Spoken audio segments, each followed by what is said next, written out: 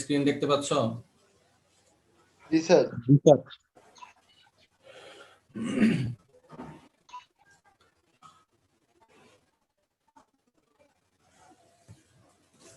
গত ক্লাসে আমরা ক্যাপাসিটর শুরু করছিলাম, যদিও কারেন্ট না থাকার কারণে ক্লাসটা একটু হ্যাম্পার হয়ে গেছে। কারেন্ট একটু ডিস্টার্ব ছিল আমাদের 2 দিন। আমরা পড়ছিলাম যে ইন্ডাক্টরের মতো ক্যাপাসিটরও আমাদের একটা এনার্জি স্টোরিং এলিমেন্ট। ইন্ডাক্টর যেরকম ম্যাগনেটিক ফিল্ডে তার এনার্জিকে স্টোর করে রাখে, সিমিলারলি ক্যাপাসিটরও এনার্জি স্টোর করতে পারে, কিন্তু সে ইন্ডাক্টরের মতো ম্যাগনেটিক ফিল্ডে তার এনার্জিকে স্টোর করে না রেখে ইলেকট্রিক ফিল্ড আকারে এনার্জিকে স্টোর করে রাখে।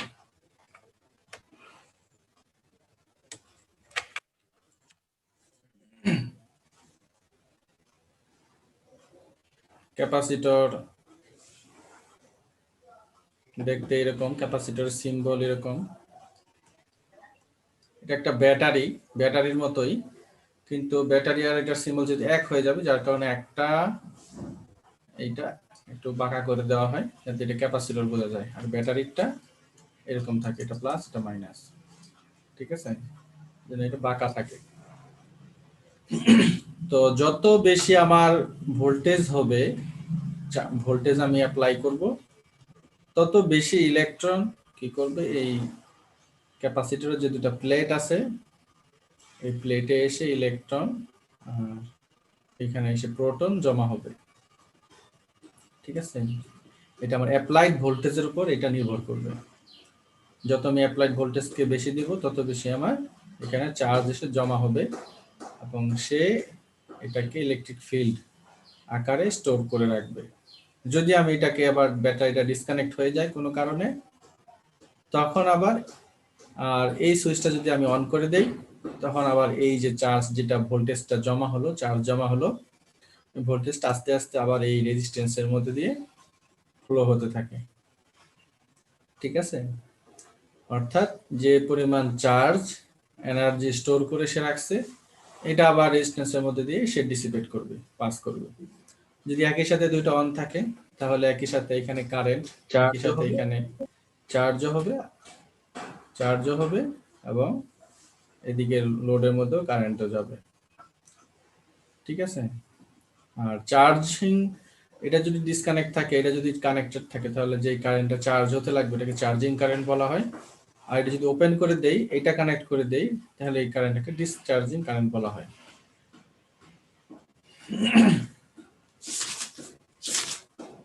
তো আজকে আমরা পড়বো যে বেসিক আরেকটা জিনিস দেখানো হয়েছিল, যে ইলেকট্রিক ফিল্ড লাইন অথবা ফ্লাক্স লাইন, ইলেকট্রিক ফ্লাক্স, অর্থাৎ একটা প্রোটন অথবা একটা ইলেকট্রন, হ্যাঁ, ইলেকট্রন প্রোটন নিউট্রন তোমরা জানো, যে একটা প্রোটনকে পজিটিভ চার্জ যেটা, এটাকে যদি আমরা রাখি, তাহলে দেখব একটা ইলেকট্রিক ফ্লাক্স,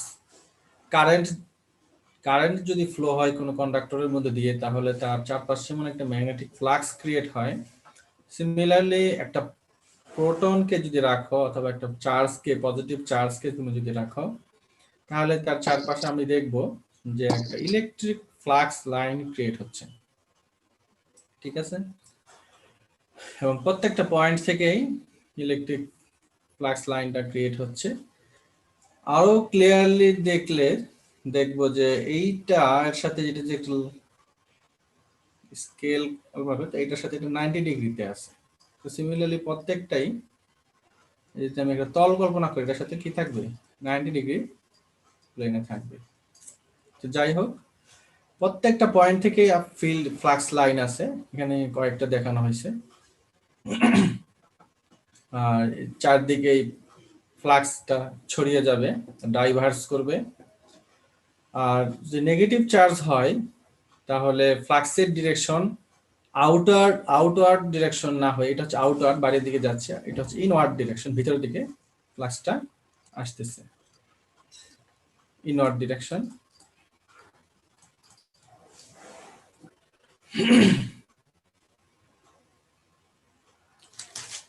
তো আজকে আমরা পড়বো যে আমরা নরমালি যে জিনিসগুলো আমরা পড়ছিলাম এর আগে, তোমরা এর আগে পড়ে থাকবা হয়তোবা, যে দুইটা চার্জকে যদি পাশাপাশি রাখা হয় তাহলে যে একটা ফোর্স ক্রিয়েট হয়, যেটা কুলম্বস ল থেকে তোমরা এটা পড়ছো, একটু হালকা একটু ধারণা দিব।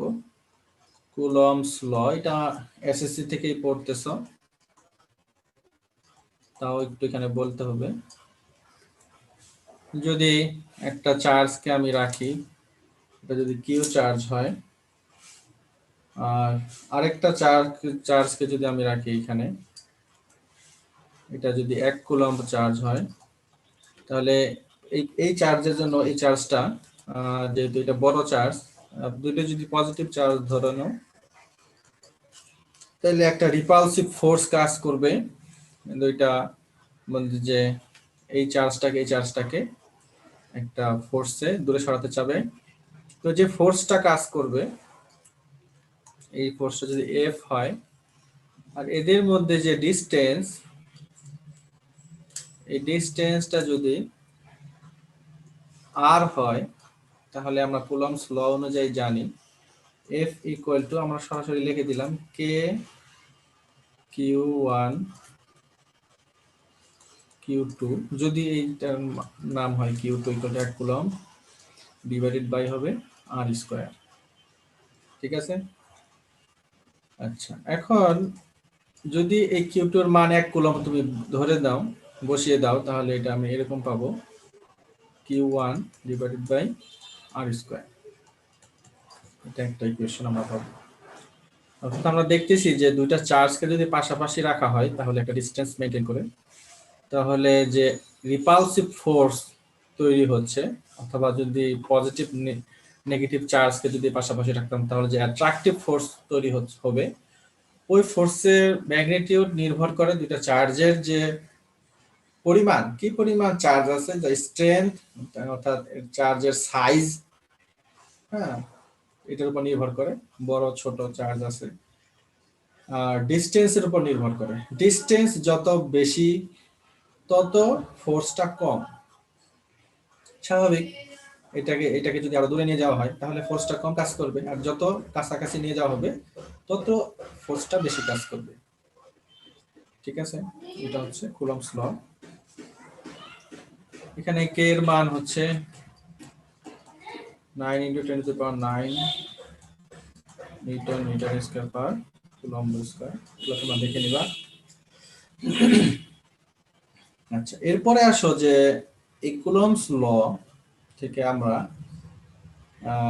ইলেকট্রিক, এখান থেকে এরপরে আমরা যেটা পড়বো এটা হচ্ছে ইলেকট্রিক ফিল্ড স্ট্রেংথ। অর্থাৎ এইখান থেকে যে এখানে একটা ফোর্স যাচ্ছে, এটার স্ট্রেংথটা কতটুকু। ঠিক আছে? এই স্ট্রেংথটা মেজার করার জন্য যে আমরা একটা প্যারামিটার ব্যবহার করব, এটা হচ্ছে ইলেকট্রিক ফিল্ড স্ট্রেংথ। এটা আরেকটা নাম আছে, এটা হচ্ছে ইলেকট্রিক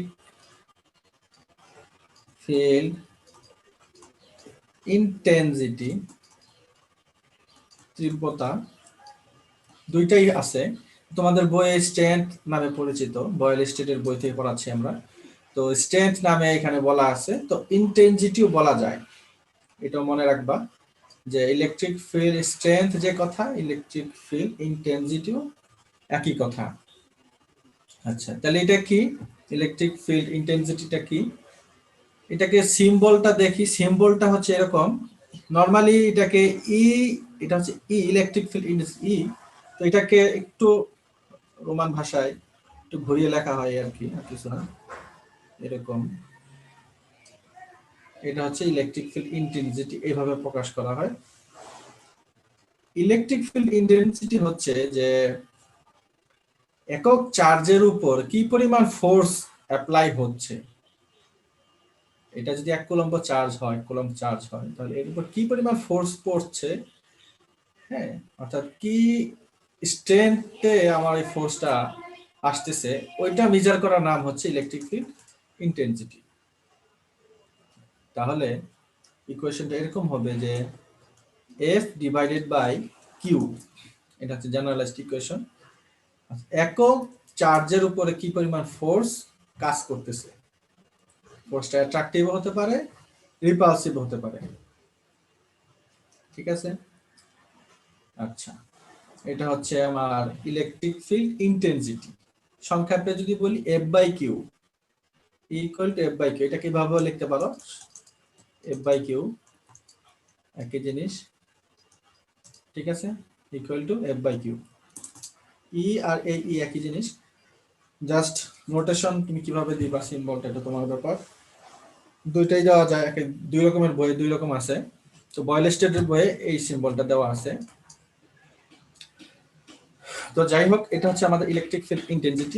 একক চার্জের উপর কি পরিমাণ ফোর্স কাজ করতেছে এটা আমরা যদি বের করতে চাই, এটা হচ্ছে ইলেকট্রিক ফিল্ড ইন্টেন্সিটি। এখন এফ সমান সমান আমরা জানি K Q 1 divided by r square, ঠিক আছে, অথবা যদি আমি বলতে পারি K Q 1 Q 2 by r square. আচ্ছা, এই চার্জের জন্য যদি আমি খেয়াল করি যে ইলেকট্রিক ফিল্ড ইন্টেন্সিটি বের করতে চাই, তাহলে এটা কিউ 2, তাহলে এটা কিউ 2 এফ বাই কিউ 2। আর এফ সমান সমান আমরা জানি K Q 1 Q 2 divided by r square, K Q 1 Q 2 divided by r square. R square নিচে চলে যাবে, আর নিচে আছে হচ্ছে এখানে কিউ 2, তার মানে কিউ 2 কিউ 2 কাটা যাবে, থাকবে কি K Q 1 divided by r square.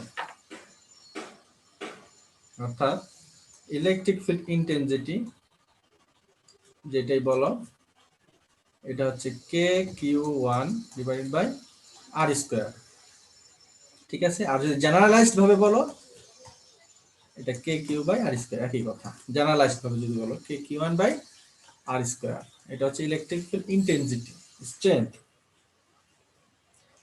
আর এর একক হচ্ছে, যেহেতু আমরা ইলেকট্রিক ফিল্ড ইন্টেন্সিটি সমান সমান দেখছি যে ফোর্স ডিভাইডেড বাই চার্জ, তো ফোর্স এর একক হচ্ছে নিউটন, আর কিউ এর একক হচ্ছে কুলম্ব, নিউটন পার কুলম্ব। এটা হচ্ছে ইলেকট্রিক ফিল্ড ইন্টেন্সিটির একক, ঠিক আছে।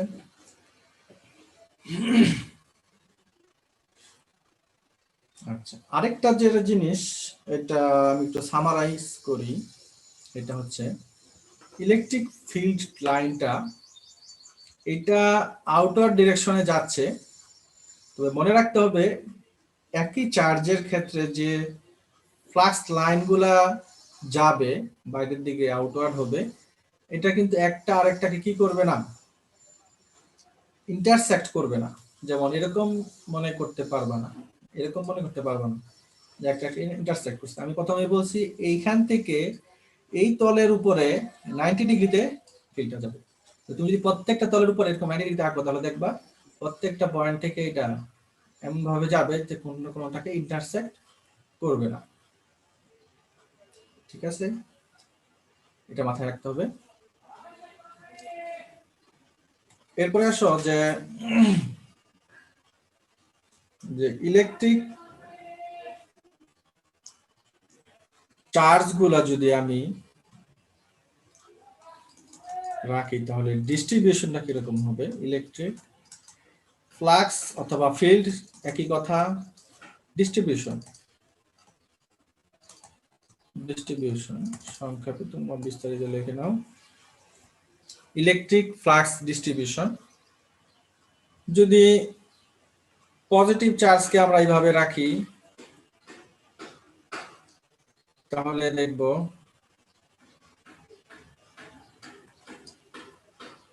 যে পজিটিভ চার্জটা,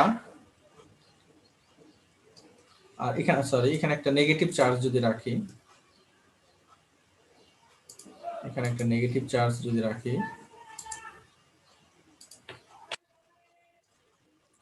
তাহলে এখান থেকে এখানে আমাদের আউটওয়ার্ড ডিরেকশনে যেহেতু, তখন এখান থেকে এখানে একটা ইলেকট্রিক ফ্লাক্স যাবে। আরেকটা কথা মাথায় রাখতে হবে অবশ্যই, যে যখনই এখানে যেটা ছিল, এটা যখন একাকী ছিল, অ্যালন, ঠিক আছে, তখন এরকম ছিল, কিন্তু যখনই আরেকটা চার্জের পাশাপাশি থাকবে তখনই কিন্তু ফ্লাক্সের যে ডিস্ট্রিবিউশনটা এটা চেঞ্জ হবে। ওই চেঞ্জটাই আমরা দেখতেছি, দুইটা চার্জ যদি থাকে তাহলে কিরকম হয়। তো এরকম ভাবে ফ্লাক্সের ডিস্ট্রিবিউশন গুলো তখন হবে, পজিটিভ ফ্লাক্সটা নেগেটিভ ফ্লাক্সের দিকে যেতে চাবে।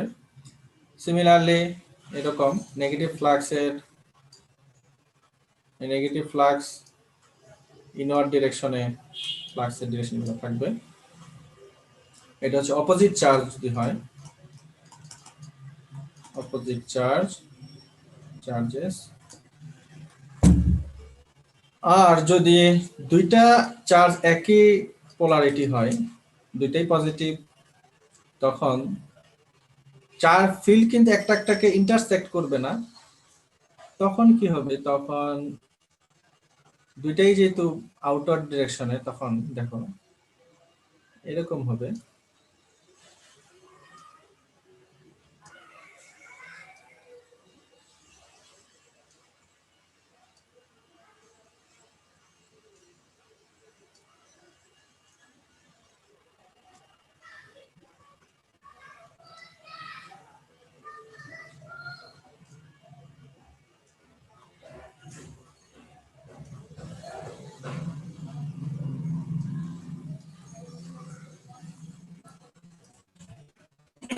অর্থাৎ দুইটা চার্জ ফিল্ড গুলা একটা আরেকটার দিকে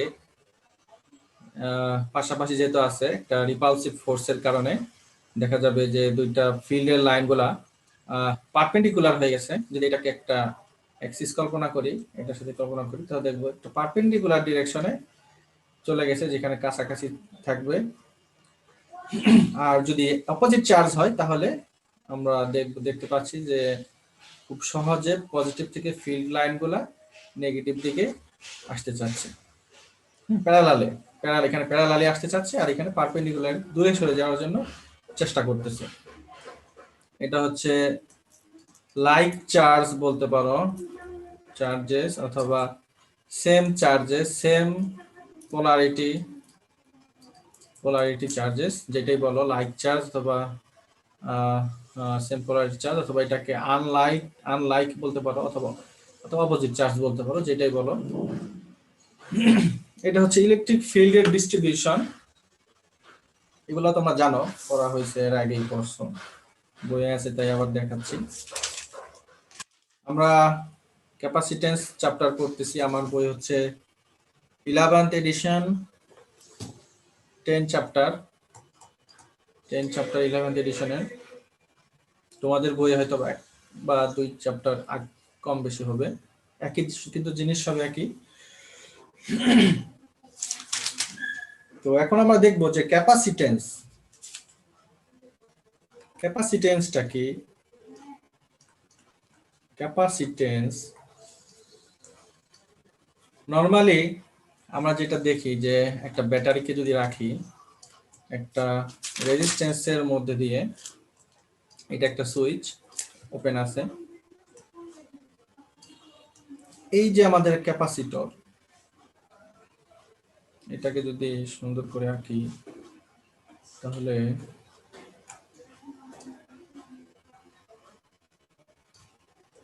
এরকম হবে।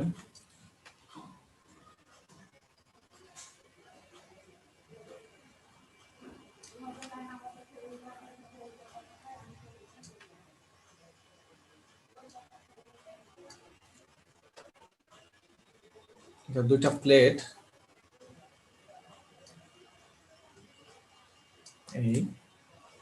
এটা প্লাস মাইনাস, এটা ব্যাটারি, এটা হচ্ছে রেজিস্ট্যান্স, এটা হচ্ছে সুইচ, আর এটা হচ্ছে আমার ক্যাপাসিটর।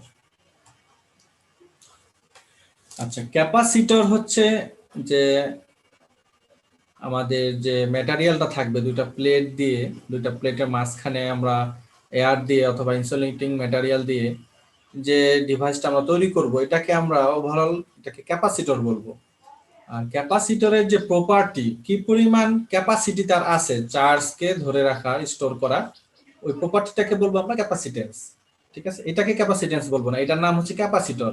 যেমন আমরা এটা হচ্ছে রেজিস্টর, ঠিক আছে। এটার যে প্রপার্টি কি পরিমাণ রেজিস্ট করতে পারে, তখন এটাকে বলতে রেজিস্ট্যান্স 10 ওহম, ঠিক আছে। তো সিমিলারলি এটা হচ্ছে ক্যাপাসিট্যান্স, এটা একটা ক্যাপাসিটর। প্লাস এদিকে যদি রাখো তাহলে প্লাস এখানে স্টোর করবে সে, আর মাইনাসের দিকে সে মাইনাস স্টোর করবে, অর্থাৎ ইলেকট্রন স্টোর করবে, এদিকে প্রোটন স্টোর করবে। অবশ্যই এইটা যখন আমি ক্লোজ করবা, ক্লোজ না করলে এটা হবে না, ওপেন সার্কিট হলে হবে না। তো কি পরিমাণ এই প্রোটন আর ইলেকট্রনকে সে স্টোর করে, ঠিক আছে, এটাই তার ক্যাপাসিটি বোঝা হয়, স্টোরেজ ক্যাপাসিটি, এটা হচ্ছে তার ক্যাপাসিটেন্স। কি পরিমাণ চার্জ সে স্টোর করতে পারে, হ্যাঁ, মেজার তার যে চার্জ ক্যাপাসিটি স্টোর করার যে ক্যাপাবিলিটি, এটাকে আমরা ক্যাপাসিটেন্স বলবো। তো এই ক্যাপাসিটেন্স নরমালি নির্ভর করে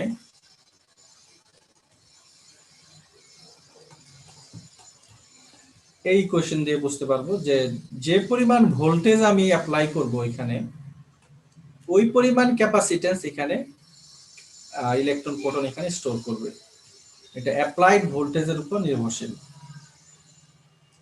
অ্যাপ্লাইড ভোল্টেজ যদি 10 ভোল্ট হয়, তাহলে যে পরিমাণ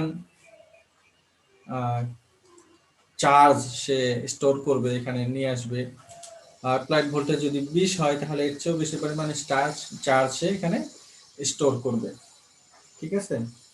অর্থাৎ একক ভোল্টে যে পরিমাণ চার্জ স্টোর করে, সেটাই হচ্ছে এই ক্যাপাসিটরের ক্যাপাসিটেন্স।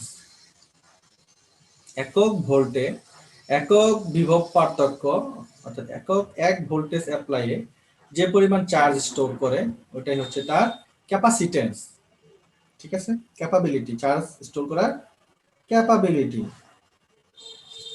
ক্যাপাসিটেন্সের একক হচ্ছে ফ্যারাড, এটাকে এফ দিয়ে প্রকাশ করা হয়। আর 1 ফ্যারাড সমান সমান হচ্ছে, এটা যেহেতু কুলম, এটা যেহেতু ভোল্ট, তাহলে কুলম পার ভোল্ট আমরা লিখতে পারি, ঠিক আছে। আচ্ছা, এটা হয়ে গেল ক্যাপাসিটেন্স। তো এখান থেকে লেখা যায় যে কিউ সমান সমান সিভি, এটা একটা ইকুয়েশন, এটা পরবর্তীতে আমরা লাগাবো, কাজে লাগাবো। এখন আসো যে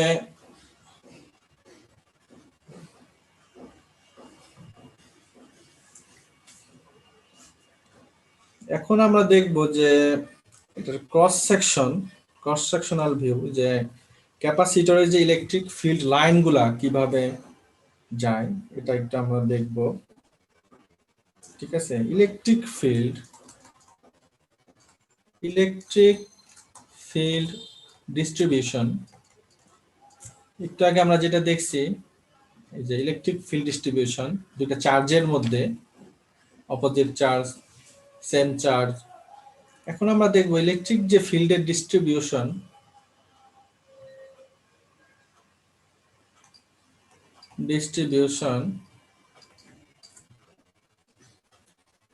ইন ক্যাপাসিটর, এটা কেমন।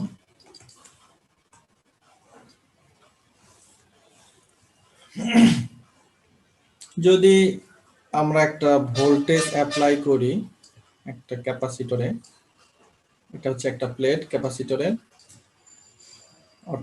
অর্থোগোনাল ভিউ যদি আমি ড্র করি, 2 ডাইমেনশনাল ভিউ। আর এখানে একটা ভোল্টেজ অ্যাপ্লাই করা হয়েছে, ধরে নাও উপরে পজিটিভ ভোল্টেজ অ্যাপ্লাই করার জন্য এখানে প্লাস, আর নিচে নেগেটিভ ভোল্টেজ অ্যাপ্লাই করার জন্য এটা মাইনাস,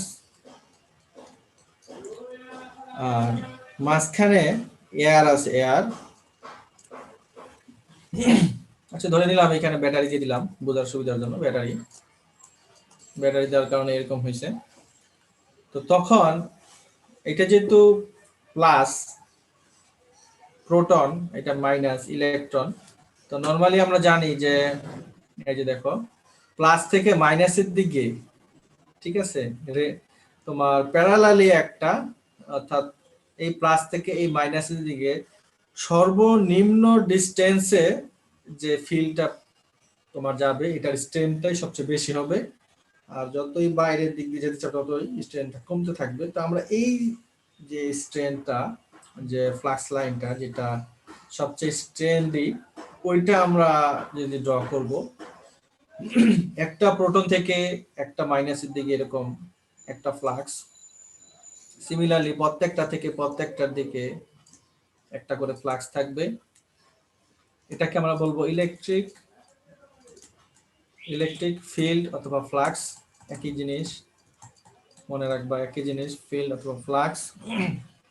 এটা যাবে, আর এই যে দুটা প্লেটের মাঝখানে একটা যদি এয়ার থাকে, এয়ার থাকতে পারে অথবা কোনো ইনসুলেটিং ম্যাটেরিয়াল থাকতে পারে, যাই থাকুক, এটার একটা পারমিটিভিটি থাকবে।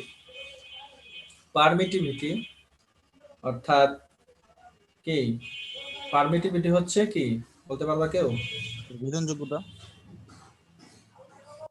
Yes, permittivity. পারমিটিভিটি সমান সমান আমরা জানি এপসাইলন নট ইনটু এপসাইলন আর। এটা হচ্ছে শূন্য স্থানের যেটা ভ্যাকুয়ামের মধ্যে পারমিটিভিটি, আর এটা হচ্ছে রিলেটিভ পারমিটিভিটি, আর মিউ হচ্ছে পারমিয়াবিলিটি। ঠিক আছে, পারমিয়াবিলিটি একটা হচ্ছে প্রবেশ্যতা পারমিয়াবিলিটি, আর পারমিটিভিটি হচ্ছে ভেদনযোগ্যতা। কি পরিমাণ ফিল্ড ভেদ করে তোমার এই প্লাস থেকে মাইনাসে একটা প্লেট থেকে আরেকটা প্লেটে ফিল্ডটা ডিস্ট্রিবিউট হয়, এটা হচ্ছে এপসাইলন। তো এরকম এয়ার যদি দেই, এয়ারের পারমিটিভিটি এখানে হবে, আর যদি আমি অন্য কোনো ম্যাটেরিয়াল দেই তাহলে অন্য কোনো ম্যাটেরিয়ালের পারমিটিভিটি এখানে হবে। তো ঠিক আছে, এখন কথা হচ্ছে এখানে কিছু ফ্রিঞ্জিং এফেক্ট আছে। তোমরা ইন্ডাক্টরের ক্ষেত্রে, ম্যাগনেটিক সার্কিটের ক্ষেত্রে তোমাদেরকে আমি বলছি যে যদি ম্যাগনেটিক কোরের মধ্যে তোমাদের মনে আছে, দেখো যখনই এয়ার চলে আসে, আমি বলছি যে এয়ার ম্যাগনেটিক ফিল্ড যাচ্ছে ভিতর দিয়ে, তো এয়ার গ্যাপ যদি থাকে তখন এয়ার গ্যাপের কারণে এখানে একটা ফ্লাক্সের ডিস্ট্রিবিউশনটা এরকম হয়। ফ্লাক্সের ডিস্ট্রিবিউশন ম্যাগনেটিক সার্কিটে তোমরা দেখছো। এখানে যেহেতু ইলেকট্রিক ফিল্ড ডিস্ট্রিবিউশন হচ্ছে, তো সিমিলারলি এখানে একটা এয়ার আছে, এয়ার গ্যাপ আছে, তো এখানেও দেখবো যে ফ্রিঞ্জিং ইফেক্ট থাকে। এটা হচ্ছে ফ্রিঞ্জিং।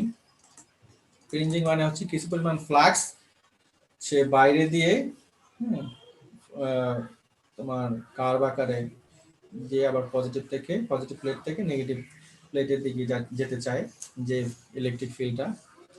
তো নর্মালি এই ইলেকট্রিক ফিল্ড এটার পরিমাণ খুব বেশি না, তো যার কারণে এটাকে আমরা নেগলেক্ট করতে পারি। কারণ এখানে যত ভোল্টেজ দিব তত আমাদের এই চার্জটা, এই ফিল্ডটাই স্ট্রেংথ হবে, এই ফিল্ডের স্ট্রেংথটা কমে যাবে।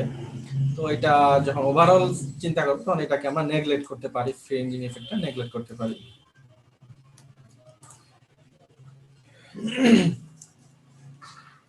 আমার এই পজিটিভ থেকে নেগেটিভ দিকে যে ফিল্ডটা কাজ করবে, ঠিক আছে, এই দেখো ফিল্ডগুলো কাজ করতেছে, তো এই ফিল্ডটাকে আমরা ওভারঅল দেখো প্রত্যেকটা ফিল্ডের যোগফল আকারে একটা রেজাল্টেন্ট ফিল্ড বলতে পারি। এই পয়েন্ট থেকে ধরো এই দিকে কাজ করতেছে, এটাকে আমরা বলতে পারি ইলেকট্রিক ফিল্ড, এরকম বলতে পারি E1। ঠিক আছে, এটা হচ্ছে যে এয়ার যদি থাকে, এয়ারের মাঝখানে যদি এয়ার থাকে তাহলে যে ইলেকট্রিক ফিল্ড লাইন, শোনো এটা কিন্তু এপসাইলন, ঠিক আছে, এটা এপসাইলন, এটা হচ্ছে ইলেকট্রিক ফিল্ড অথবা ইলেকট্রিক ফিল্ড ইন্টেন্সিটি। ঠিক আছে, আচ্ছা, এটা রেজাল্টেন্ট ফিল্ডটা এইদিকে।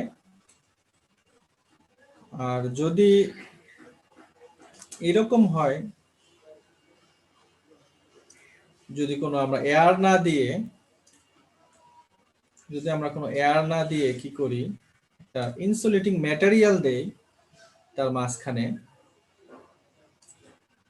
তাহলে কি হবে দেখবো।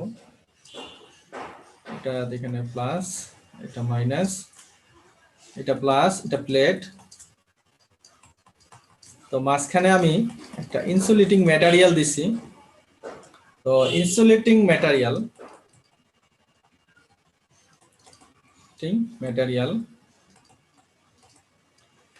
ইনসুলেটিং ম্যাটেরিয়ালের মধ্যে যে অ্যাটম আছে এই অ্যাটমটা যেহেতু ইনসুলেটর, তার একটা অ্যাটমের যে ইলেকট্রন আরেকটা ইলেকট্রনে যাওয়ার যে ক্যাপাসিটি, এটা কখনোই তার এই অ্যাটম থেকে এই চার্জ প্লেটের দিকে যাবে না।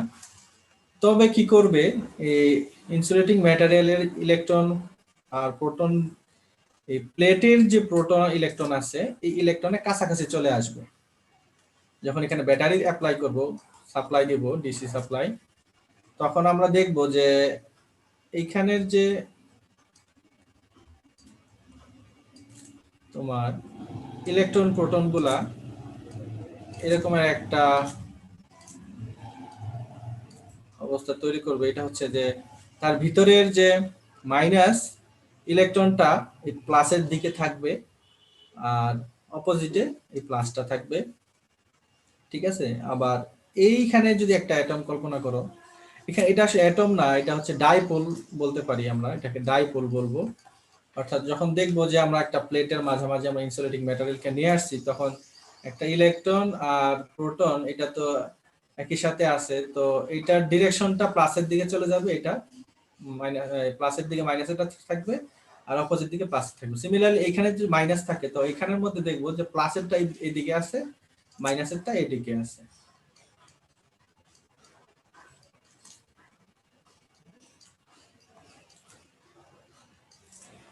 আর তাহলে এইখানে এটা তো এর সারফেস দিয়ে, প্লেটের সারফেস দিয়ে যে ডাইপোল গুলা থাকবে, ওইটার এই তোমার পজিটিভ নেগেটিভের যে ডিস্ট্রিবিউশন এরকম হবে। তো মাঝামাঝি যে ইয়াগুলা থাকবে ডাইপোল, এখানে কিন্তু অনেক ডাইপোল থাকবে, আমি তো 3টা লেয়ার দিছি মাত্র, এখানে আরো অনেক কিছু থাকবে।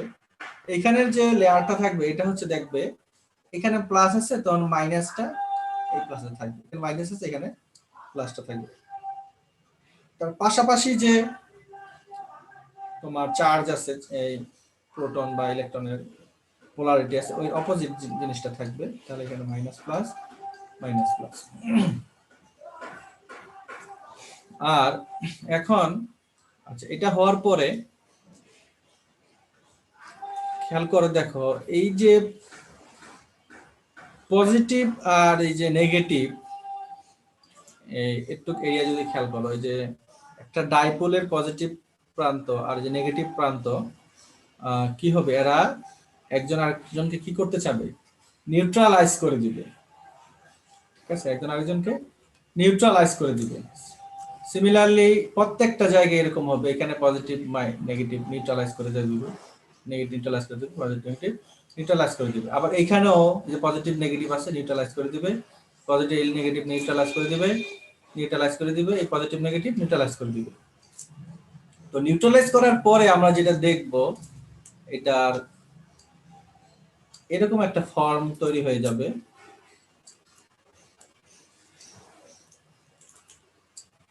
এটা প্লাস, এটা মাইনাস, আর এটা তো ইনসুলেটিং ম্যাটেরিয়াল, জাস্ট মাইনাসটা থাকবে এখানে, মাইনাস এখানে থাকবে, আর প্লাসের গুলো এখানে থাকবে, আর বাকি মাঝখানের যেগুলো থাকবে ওগুলো আরেকটা একটাকে নিউট্রালাইজ করে দিবে। তখন আমাদের এরকম একটা ফরম্যাট তৈরি হবে ভোল্টেজ দেওয়া অবস্থায়। তো তখন দেখবো যে এইখানে যে প্লাস আছে এখানে যে মাইনাস আছে, ইনসুলেটিং ম্যাটেরিয়ালের ভিতরে তো একটা প্লাস আর প্লাস থেকে মাইনাসের দিকে একটা নিজস্ব ইনসুলেটিং ম্যাটেরিয়ালের ভিতরে একটা ইলেকট্রিক ফিল্ড কাজ করবে,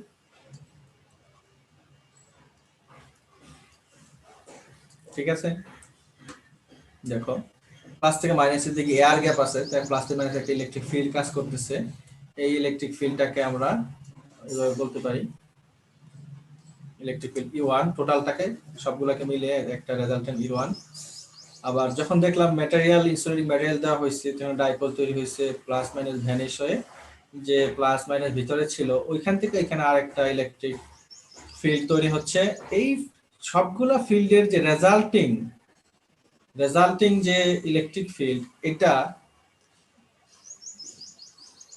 খুব বেশি না, অল্প, এটা হচ্ছে তার বিপরীত দিকে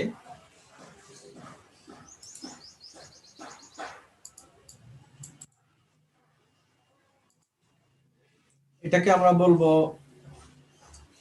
E2। এটা হচ্ছে যে ইনসুলেটিং ম্যাটেরিয়ালের মধ্যে যে ইলেকট্রিক ফিল্ড, অথবা এটাকে ডাইইলেকট্রিক ফিল্ড বলা যায়। ডাইইলেকট্রিক সরি,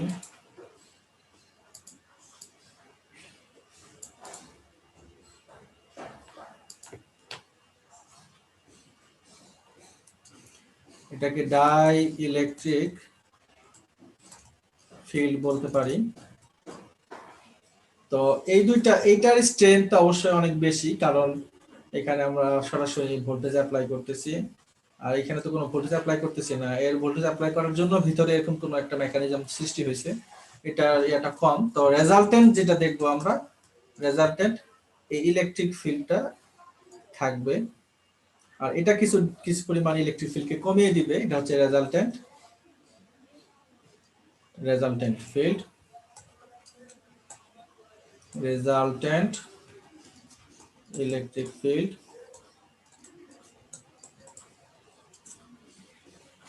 তো আমরা দেখতে পেলাম যে এয়ারের কারণে যে ইলেকট্রিক ফিল্ডটা ছিল ওইটা হচ্ছে E1, আর ইনসুলেটিং ম্যাটেরিয়ালের দিকে যে ইলেকট্রিক ফিল্ড এটা তার বিপরীত দিকে E2, আর দুইটা মিলে রেজাল্টিং যে ইলেকট্রিক ফিল্ডটা এটা হচ্ছে এই দিকে, কারণ এই ইলেকট্রিক ফিল্ডটা বড়। ঠিক আছে, তার মানে আমি দেখলাম যে ইনসুলেটিং ম্যাটেরিয়ালের উপরে নির্ভর করে, যদি কোনো ইনসুলেটিং ম্যাটেরিয়াল না থাকে তাহলে তার ইলেকট্রিক ফিল্ডের যে ডিস্ট্রিবিউশন এটা খুবই স্মুথ থাকে এবং খুবই ভালো হয়, সহজেই পজিটিভ থেকে নেগেটিভে যেতে পারে। কিন্তু ইনসুলেটিং ম্যাটেরিয়াল দেওয়ার কারণে ইলেকট্রিক ফিল্ডের একটা পরিবর্তন আসবে। ঠিক আছে, একটা পরিবর্তন আসবে।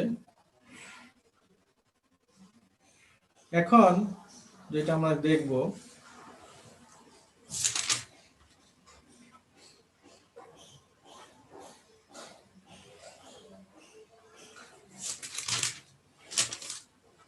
যে আচ্ছা এটা তো শেষ মোটামুটি, ইলেকট্রিক ফিল্ডের ডিস্ট্রিবিউশন এটা দেখানো হয়েছে। এখন আমরা পড়ব যে ক্যাপাসিটরস কনস্ট্রাকশন।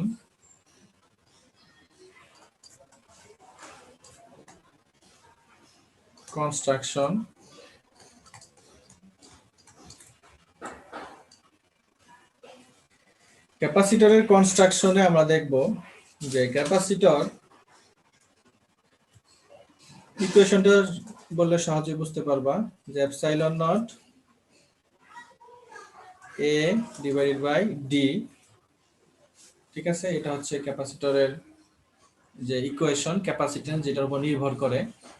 এটা হচ্ছে এরিয়া, আর এটা হচ্ছে distance between two plates, distance between two plates. তো ক্যাপাসিটরের যে প্লেটটা থাকবে, এই প্লেটটা যত বড় হবে, তো বোঝাই যাচ্ছে যে এরিয়া যদি বড় হয়, তার সারফেস যদি বড় হয়, তাহলে বেশি পরিমাণ চার্জ সে কি করতে পারবে, সে স্টোর করে রাখতে পারবে। আর এরিয়া যদি ছোট হয়, তাহলে তো সে বেশি পরিমাণ চার্জ স্টোর করে রাখতে পারবে না। তো এরিয়া যত বাড়বে তত আমার ক্যাপাসিটেন্সের পরিমাণ বাড়বে, এরিয়া যত কমবে তত আমার ক্যাপাসিটেন্সের পরিমাণ কমবে। ঠিক আছে, আচ্ছা এখন যদি আমার ডি ডিস্টেন্সের সাথে ব্যস্তানুপাতিক সম্পর্ক, ইনভার্সলি প্রপোর্শনাল। তো ডিস্টেন্স তাদের ভিতরে যে এটা যদি বাড়ানো হয় দেখো দূরে থাকে, তাহলে তার ক্যাপাসিটেন্সের পরিমাণ কমবে। কারণ কি? কারণ হচ্ছে ইলেকট্রিক ফিল্ডগুলো সহজেই এখান থেকে এখানে যেতে পারবে না, তো যার কারণে ক্যাপাসিটেন্সের পরিমাণটা কমে যাবে। আর ডিসটেন্স যদি কম থাকে তত আমার ক্যাপাসিটেন্সের মানটা বেড়ে যাবে। আচ্ছা, এই এপসাইলন সমান সমান আমরা লিখতে পারি epsilon naught epsilon R A by D. Epsilon naught হচ্ছে এর একটা ভ্যালু আছে, এর মান হচ্ছে 8.85 into 10 to the power -12 epsilon R A by D. আচ্ছা, এখন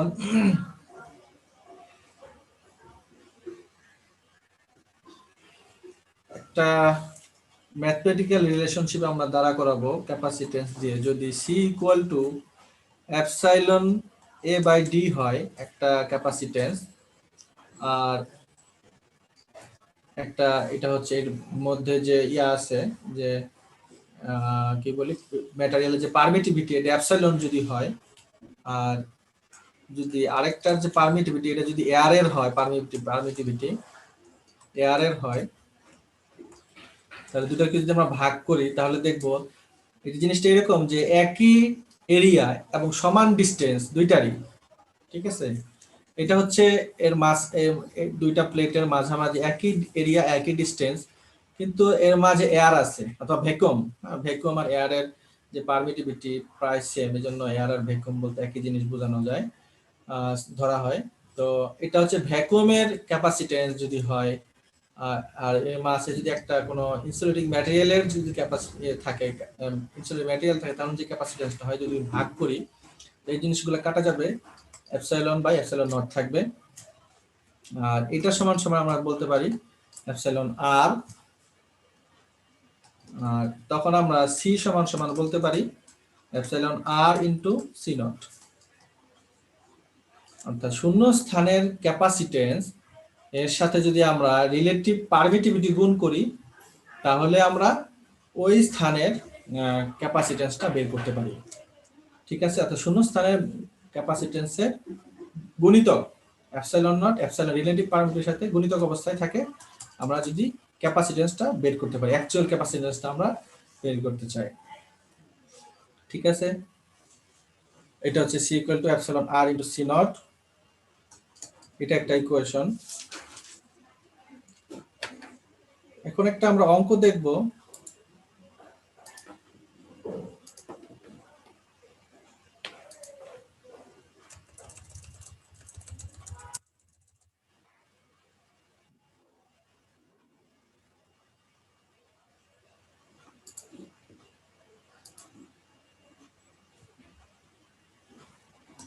টেন পয়েন্ট থ্রি একটা ম্যাথ আছে, এখানে বলা আছে যে একটা প্লেট আছে, ফিগারটা আঁকাই কঠিন, ফিগারটা তো আঁকতেছি। আরেকটা প্লেট আছে নিচে এরকম, এটার যে লেন্থ প্লেটের এটা হচ্ছে 2 ইঞ্চি, আর এইখানের যে লেন্থ এটাও 2 ইঞ্চি, আর এদের মাঝখানে যে ডিস্টেন্স একটা প্লেট থেকে একটা প্লেটের যে ডিস্টেন্স এটা হচ্ছে 1/32 ইঞ্চি, ঠিক আছে, 1/32 ইঞ্চি। আচ্ছা, এটা হচ্ছে প্লাস কিউ চার্জ, এখানে মাইনাস কিউ চার্জ রাখা আছে। তাহলে তাদের তিনটা জিনিস বের করতে বলছে। একটা হচ্ছে প্রথমে বের করতে বলছে যে ক্যাপাসিটেন্স কত, দুইয়ে বের করতে বলছে যদি 48 ভোল্ট অ্যাপ্লাই করা হয়, ভোল্টেজ ভি যদি 48 ভোল্ট ব্যাটারি সাপ্লাই দেওয়া হয় তাহলে ইলেকট্রিক ফিল্ড কত, ই সমান সমান কত, ই অথবা এই জিনিসটা একই রকম, এই যে একই জিনিস, এটা এটা কি কত। সি বলছে যে find the charge on each plate, charge কত, কিউ কত।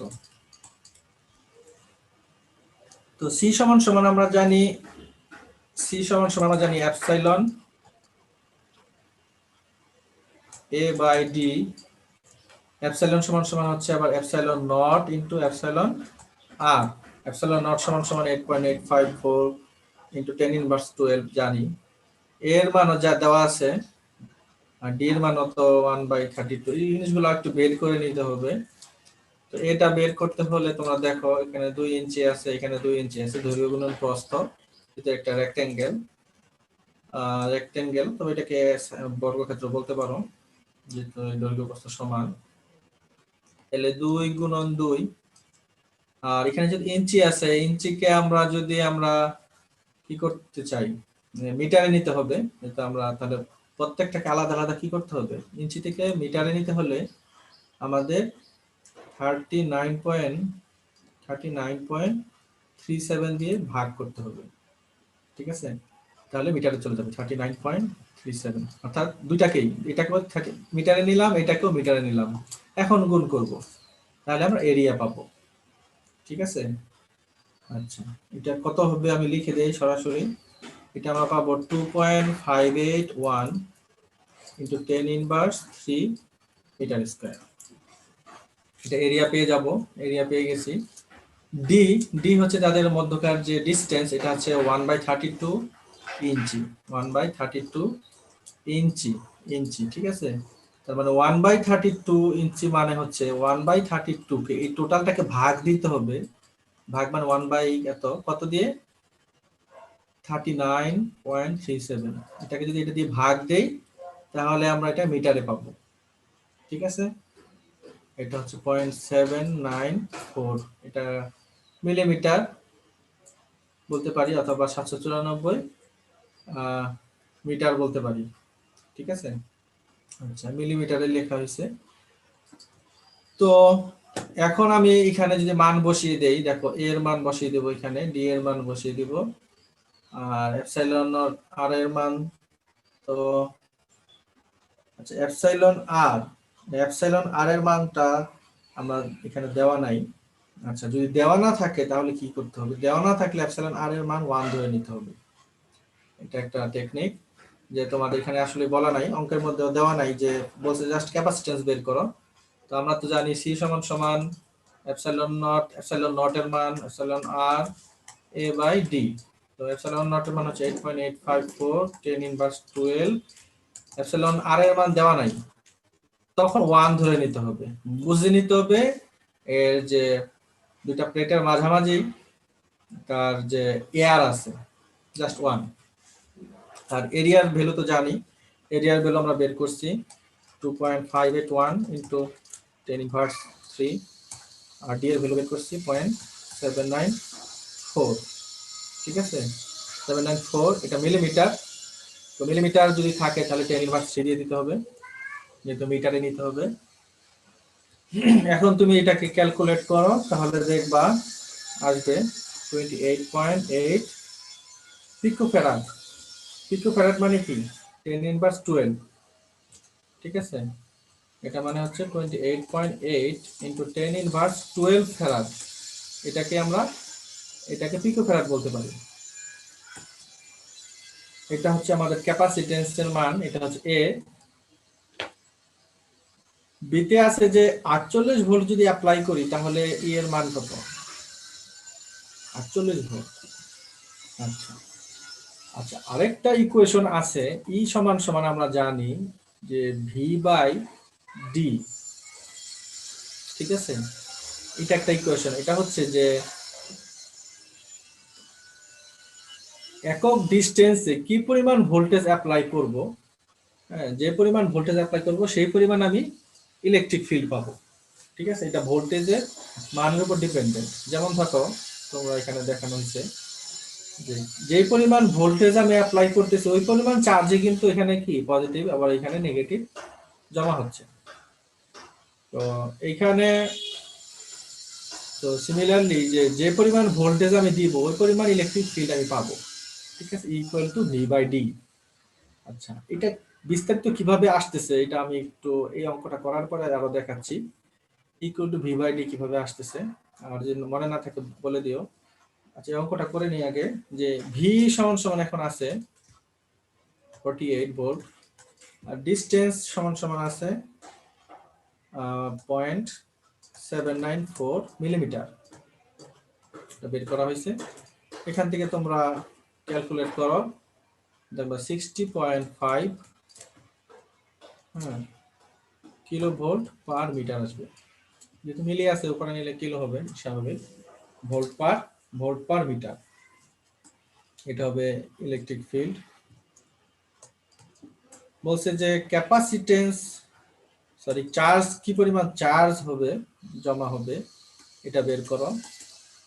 তো সি সমান সমান আমরা বের করছি 28.8 পিকোফ্যারাড, আর ভি সমান সমান আমরা জানি 48 ভোল্ট। তো জাস্ট দুইটা গুণ করে দাও, 28.8 পিকো ফ্যারাড মানে 10^12, আর এখানে 48 ভোল্ট। তো গুণ করে দিলে দেখবা এখানে চলে আসবে 1.38 ইন্টু 10^9 কুলম্ব আসবে, অর্থাৎ 1.38 ন্যানো কুলম্ব বলা যায়। এটা অ্যান্সার, এটা একটা অ্যান্সার, এখানে একটা অ্যান্সার।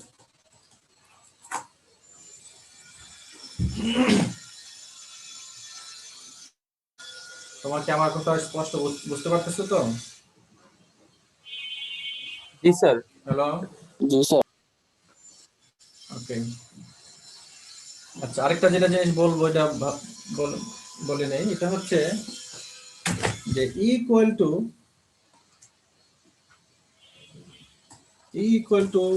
V/D কিভাবে আসলো, এটা একটু আমরা দেখি।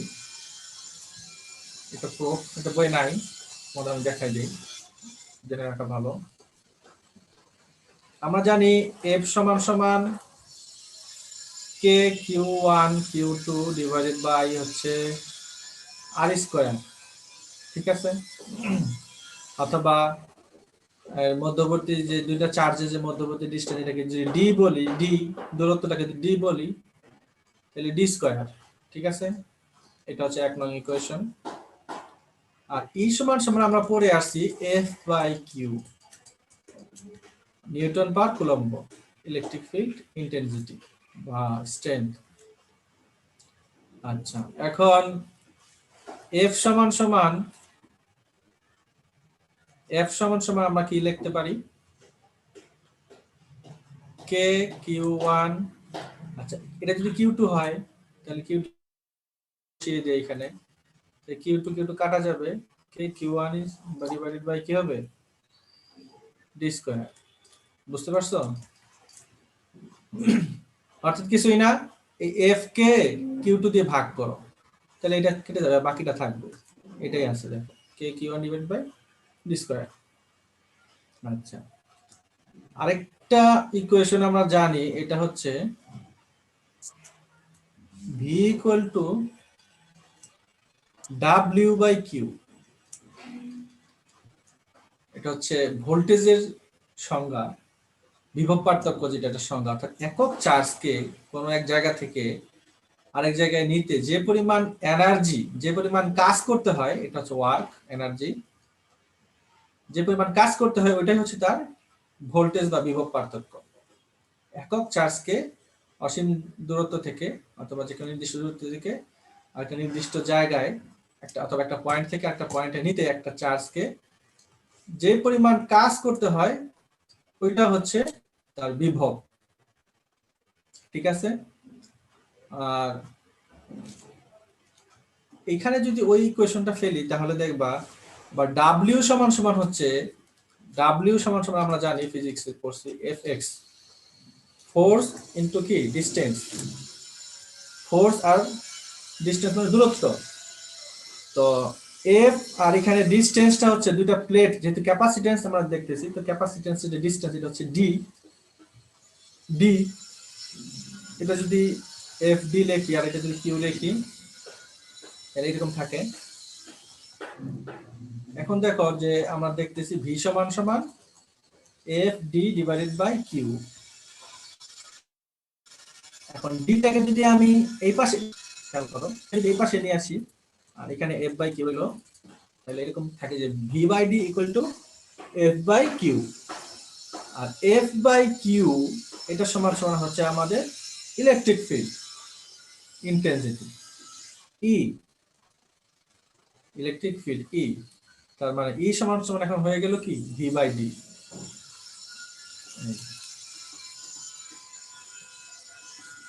ঠিক আছে, অর্থাৎ electric field intensity F by Q দিয়েও লেখা যায়, ভি বাই ডি দিয়েও লেখা যায়, একই জিনিস। তো এটাই আমরা অ্যাপ্লাই করছি এই ইকুয়েশন ভি বাই ডি দিয়ে আমরা ইলেকট্রিক ফিল্ড ইন্টেন্সিটিটা বের করছি।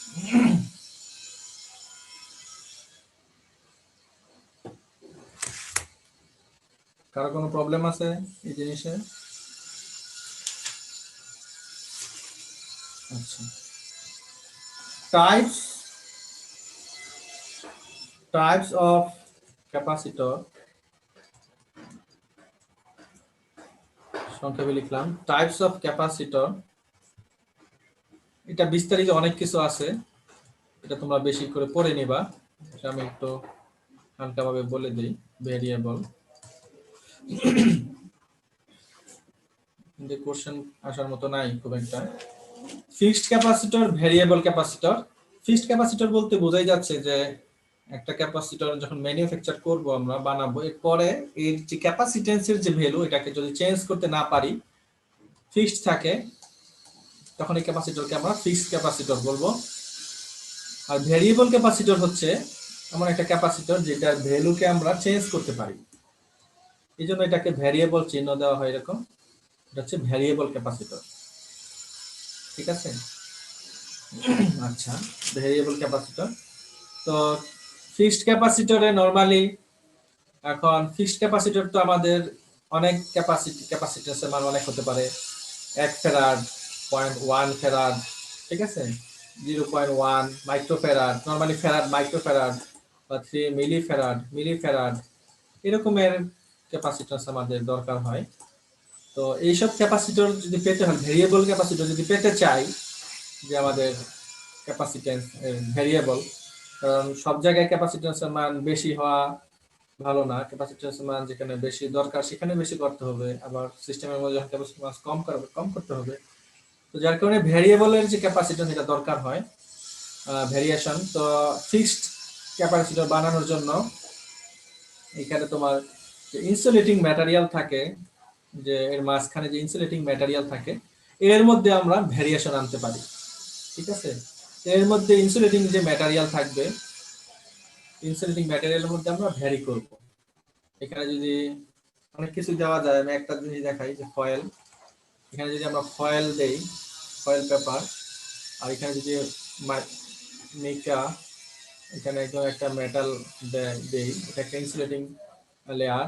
এরপর আবার এখানে ফয়েল দেই, আবার এখানে মিকা দেই, আবার এখানে ফয়েল, ঠিক আছে, এখানে আবার মিকা। তো এইভাবে আমরা যে তার যে ম্যাটেরিয়ালের যে ক্রম, ঠিক আছে, এভাবে আমরা এটা চেঞ্জ করে, এটা চেঞ্জ করলে কি হবে, এটার ভিতরে চেঞ্জ করা মানে হচ্ছে এপসাইলন নট, এপসাইলন পারমিটিভিটিকে চেঞ্জ করা। আর আমরা জানি সি সমান সমান epsilon naught A by D. আর এপসাইলনের চেঞ্জ যখন হবে, তখনই আমাদের ক্যাপাসিটেন্সের চেঞ্জ হবে। তো আমাদের এই যে ভ্যারিয়েশন আনার জন্য, ক্যাপাসিটেন্সের যে ভ্যালু, ভ্যারিয়েশন আনার জন্য আমাদের এই ইনসুলেটিং যে ম্যাটেরিয়াল, এটা বিভিন্ন ধরনের তৈরি করতে হবে। এখানে আমি একটা মিকার কথা বলছি, এখানে তোমরা রাবার দিতে পারো, paper, porcelain, bakelite, glass, distilled water, এরপর টাইটানাইট, সিরামিক, বেরিয়াম, স্ট্রনশিয়াম, এসব ম্যাটেরিয়াল দিতে পারো, ঠিক আছে? তো বিভিন্ন ধরনের ম্যাটেরিয়াল, ইনসুলেটিং ম্যাটেরিয়াল দিয়ে আমাদের এই ক্যাপাসিটেন্সের যে ভ্যালু, এই ভ্যালুগুলা আমি বানাতে পারি। এটা ফিক্সড ক্যাপাসিটর। আর ভেরিয়েবল ক্যাপাসিটর যদি হয়, তো ভেরিয়েবল ক্যাপাসিটরের মধ্যে এরকম অ্যারেঞ্জমেন্ট থাকে এক রকমের, তো এটাকে না নব দিয়ে ঘোরানো যায়। তো এখানে সিরিজ আকারে এরকম ক্যাপাসিটর থাকে, ঠিক আছে? তো সিরিজ আকারে থাকতে পারে বা প্যারালাল অ্যারেঞ্জমেন্ট থাকতে পারে, এটা ম্যানুফ্যাকচারের উপর নির্ভর করবে। তো তুমি যতটুকু দরকার এই নব দিয়ে ঘুরিয়ে, তুমি যদি 3টা নিবা, তো 3টা ক্যাপাসিটেন্স তুমি অ্যাড করতে পারো। এখান থেকে নিবা আর এখান থেকে নিবা, তাহলে 3টা ক্যাপাসিটর কানেকশন হবে। যদি এখান থেকে কানেকশন নাও, তাহলে দেখো 4টা ক্যাপাসিটর একসাথে যে ক্যাপাসিটেন্স ফর্ম করতেছে ওইটা অ্যাক্টিভ করবে, ঠিক আছে? আবার যদি এই কানেকশন দিয়ে দাও, এই এটা আবার অ্যাক্টিভ করবে, ঠিক আছে? এরকম তুমি ইচ্ছা মতো তুমি কানেকশন নিতে পারো। আর এটা নবটাকে ঘুরিয়ে আবার ভ্যারিও করা যায়, ঠিক আছে? ডিসটেন্সও কম বেশি করা যায়, এর ডিসটেন্স কম বেশি করা যায়। তো এইভাবে আমাদের ভেরিয়েবল ক্যাপাসিটেন্স তৈরি করা যায়। অনেক রকমের ক্যাপাসিটেন্স আছে, সবগুলো আমাদের দরকার নাই। তোমরা বইয়ের মধ্যে দেখবা অনেক রকমের ক্যাপাসিটেন্সের ফিগার সহ আছে, এই জিনিসগুলো তোমরা দেখে নিবা। আর যে ইনসুলেটিং ম্যাটেরিয়ালের যে ম্যাটেরিয়ালটা, এটাকে তোমার রোলিং, স্ট্যাকিং, ইনসারশন, মানে ঘুরিয়ে পেঁচিয়ে অথবা এভাবে রেখে অথবা গোল আকারে রেখে অনেকভাবেই এই ক্যাপাসিট্যান্সের ভ্যালু ক্যাপাসিট্যান্সটা তৈরি করা যায়।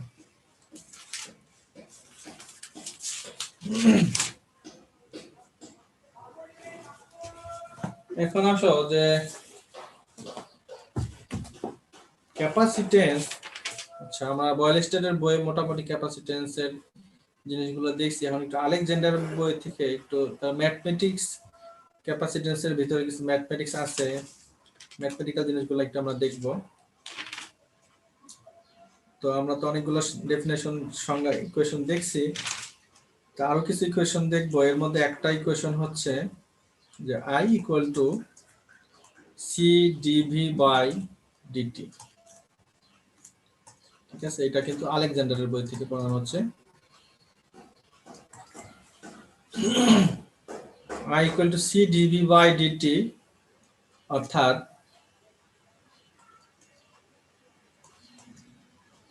ভোল্টেজের যে পরিবর্তন টাইমের সাপেক্ষে, তো এটা যখন হবে তখনই এর মধ্যে দিয়ে আমরা কি পাবো, কারেন্ট ফ্লো পাবো। আর এখানে যদি ক্যাপাসিটরের ডেফিনেশন দিতে চাও তাহলে I ডিভাইডেড বাই দিতে হবে ডিভি বাই ডিটি। এটা কেমন?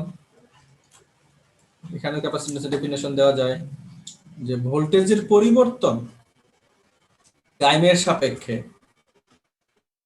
এক সেকেন্ডে 1 ভোল্টের পরিমাণ কারেন্ট ফ্লো হবে, ওইটাই হচ্ছে যে ক্যাপাসিট্যান্সের পরিমাণ। বুঝতে পারছো? তো ক্যাপাসিট্যান্সের মানটা নির্ভর করবে একক সেকেন্ডে কি পরিমাণ ভোল্টেজ তুমি ফ্লো করতেছো, এবং এটা পরিবর্তন হচ্ছে টাইমের সাপেক্ষে, ভোল্টেজের পরিবর্তন হচ্ছে। ভোল্টেজের পরিবর্তন হইলেই আমার কারেন্ট পাবো, আর ভোল্টেজের যদি পরিবর্তন না হয় তাহলে কিন্তু আমরা কারেন্ট পাবো না। ঠিক আছে, এজন্য ভোল্টেজের পরিবর্তনের উপর নির্ভর করে ক্যাপাসিট্যান্স কত হবে, ক্যাপাসিট্যান্সের মধ্যে দিয়ে কি পরিমাণ কারেন্ট ফ্লো হবে। আচ্ছা, ভোল্টেজ যদি কম হয়, কনস্ট্যান্ট হয়, সাপোজ ডিসি ভোল্টেজ যদি আমরা অ্যাপ্লাই করি, তাহলে DC voltage D V by D T, তখন এটা ডিফারেন্সিয়েশন, এটা 0 হয়ে যাবে। তখন ক্যাপাসিটরের মধ্যে দিয়ে কি হবে না, কোনো কারেন্ট ফ্লো হবে না। সি ডি ধরো 10 volt, D V by D T, DC voltage apply করছি 10, এটা 0 হয়ে যাবে। তখন ক্যাপাসিটরের মধ্যে দিয়ে কারেন্ট ফ্লো এটা 0 হবে। ঠিক আছে, আর যদি ভোল্টেজের একটা পরিবর্তন থাকে, এরকম ভোল্টেজের মান ডিসি না হয়ে যদি পরিবর্তন থাকে এরকম ভোল্টেজের মান, তখন আমি দেখব যে আমি কারেন্ট পাবো। কারেন্টটা কি হবে না, 0 হবে না।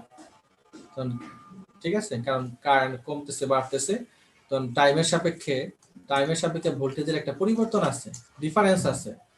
তো পরিবর্তন যখন থাকবে তখন আমি দেখব ক্যাপাসিট্যান্সের মধ্যে দিয়ে কি হচ্ছে, কারেন্ট ফ্লো হচ্ছে, তখনই আমি একটা ক্যাপাসিট্যান্স পাবো। অর্থাৎ তখনই ওই ক্যাপাসিট্যান্সের মধ্যে কি হবে, আমি চার্জ, ইলেকট্রিক চার্জ এখানে স্টোর করতে থাকবে। তো I equal to C D V by D T, এটা তোমার ওহমস ল এর মতোই বলতে পারো, যে V equal to I R এখানে ছিল, কিন্তু এখানে উল্টা, কারেন্টটা নির্ভর করে ভোল্টেজের চেঞ্জের উপর। I equal to C D V by D T. ঠিক আছে, আচ্ছা, আর এটা যদি আমরা এভাবে লিখি, ড্র করি,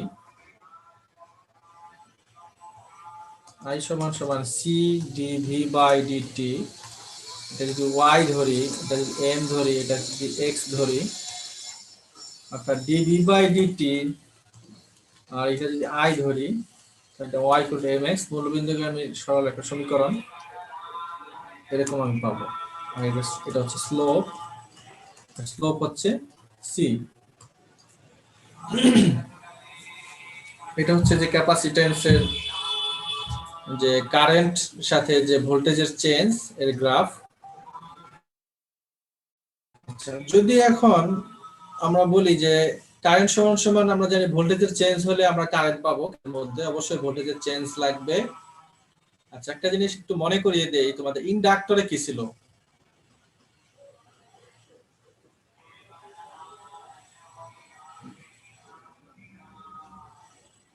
দেখো ক্যাপাসিট্যান্সে আমি I equal to C D V by D T, অর্থাৎ ভোল্টেজের চেঞ্জ যখন টাইমের সাপেক্ষে পাবো তখনই কারেন্ট ফ্লো হবে। ক্যাপাসিট্যান্সের মধ্যে। কিন্তু ইন্ডাক্টরে কি ছিল, যে কারেন্টের ফ্লো যখনই থাকবে, কারেন্টের যখন চেঞ্জ থাকবে, তখনই আমার একটা ভোল্টেজ পাবো। টাইমের সাপেক্ষে কারেন্টের চেঞ্জ থাকলে কি হবে, একটা ভোল্টেজ পাবো। আর ক্যাপাসিটরে উল্টা, ভোল্টেজের চেঞ্জ যখন থাকবে তখনই আমি কারেন্ট পাবো। এটা মনে রাখতে হবে। তো এখানে যদি আমি এখন আচ্ছা এই কারেন্ট থেকে ভোল্টেজের ইকুয়েশনটা বের করতে চাই, তাহলে দেখো যদি আমি গুণ করে দেই CdV into I into D T, যদি আমি ইন্টিগ্রেশন করি তাহলে এটা তো কনস্ট্যান্ট সি, ওই পাশে চলে যাবে, থাকবে dV by 1/c I dt। আর এই dV একে ইন্টিগ্রেট করি তাহলে আমি পাবো কি, ভোল্টেজ ক্যাপাসিটর একসাথে কি পরিমাণ ভোল্টেজ আমি দিচ্ছি 1/c, আর এটা হচ্ছে কারেন্ট I dt। ঠিক আছে, অর্থাৎ যদি আমি এরকম পাই যে ভোল্টেজের চেঞ্জ পাই, তাহলে কারেন্ট পেতে হলে এটাকে আমি সি দিয়ে গুণ করলেই হয়ে যাবে। ভোল্টেজ যদি থাকে তাহলে ভোল্টেজকে আমরা ডিফারেন্সিয়েশন করব আর সি দিয়ে গুণ করব, তাহলে কারেন্ট পাবো। আর যদি দেখি যে কারেন্ট আছে, আমি ভোল্টেজ দরকার, তখন 1/c দিয়ে ভাগ করব আর কারেন্টকে ইন্টিগ্রেট করব টাইমের সাপেক্ষে, তখন আমি কি পাবো, ভোল্টেজ পাবো। ঠিক আছে। আর ইন্ডাক্টরে ছিল উল্টা, VL equal to LdI by dt। Current এখানে ছিল ভোল্টেজ, এখানে ছিল কারেন্ট, অর্থাৎ ভোল্টেজ এখানে যেমন ভোল্টেজ বের করতে হলে কারেন্টকে ইন্টিগ্রেট করতে হবে, ইন্ডাক্টরে ছিল কারেন্ট বের করতে হলে ভোল্টেজকে ইন্টিগ্রেট করতে হবে। আর ডিফারেন্সিয়েশন হচ্ছে যে ক্যাপাসিটর যদি কারেন্ট পেতে চাই তাহলে ভোল্টেজকে ডিফারেন্সিয়েশন করতে হবে, আর ইন্ডাক্টরে ভোল্টেজ পেতে হলে কারেন্টকে ডিফারেন্সিয়েশন করতে হবে। ঠিক আছে, এই জিনিসগুলো মাথায় রাখতে হবে। এখন আসো যে পাওয়ার সমান সমান আমরা জানি VI সমান সমান হচ্ছে CdV বাই dt। এটা হচ্ছে পাওয়ার।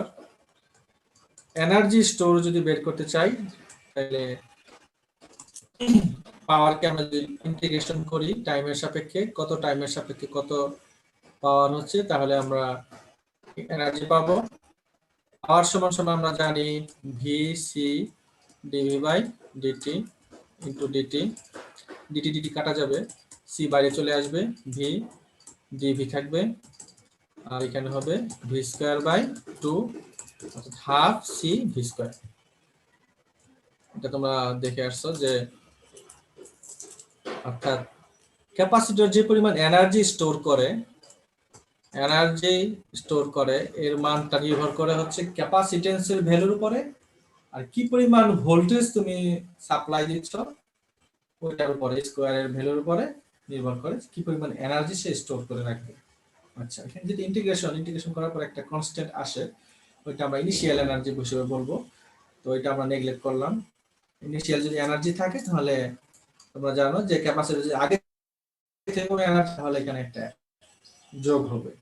ঠিক আছে, আর ইন্টিগ্রেশন দিয়ে বোঝা যাচ্ছে একটা কনস্ট্যান্ট যোগ হয়। আর যদি ইনিশিয়াল এনার্জি না থাকে তাহলে কনস্ট্যান্টটা 0, এখানে হাফ C V স্কয়ার থাকবে। তো আমার এটাই দরকার যে হাফ C V স্কয়ার। এখন আমরা দেখব যে ক্যাপাসিটর DC তে capacitor property of capacitor।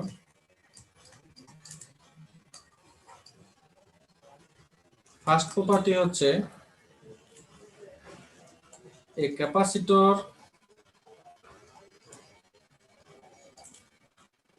is an open circuit at DC। আচ্ছা, এই প্রপার্টিটা পড়ার আগে আমি আরেকটু কিছু জিনিস পড়ে আসি। এটা একটু পরে করি। ক্যাপাসিটর প্রপার্টিটা আমরা একটা ইকুয়েশন কিছু বাকি বাকি আছে, এটা একটু পরে পাঠাই দিলাম।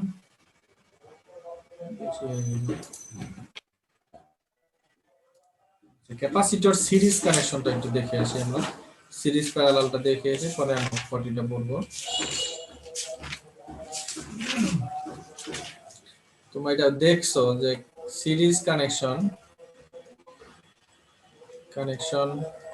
অফ ক্যাপাসিটর ইন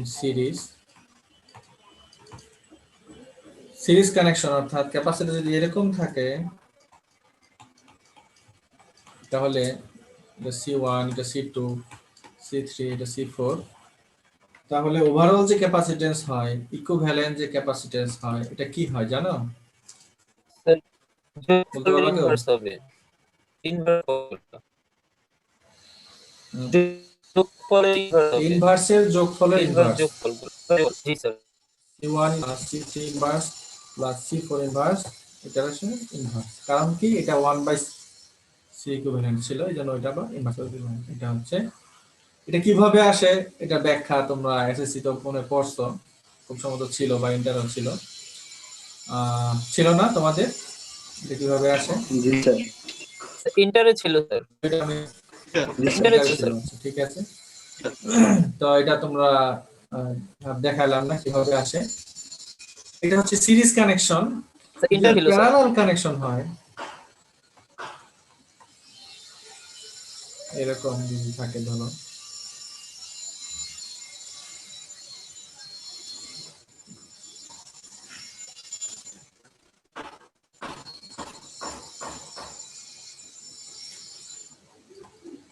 তিনটা যদি আমরা প্যারালাল নিলাম, C1, C2, C3, এটা C ইকুইভ্যালেন্ট, এটা তখন যোগ হয়ে যাবে C3। আচ্ছা, এখন চলে আসো প্রপার্টিতে। প্রপার্টি তো অনেক দূরে চলে গেছে, নিয়ে আসে যাবে।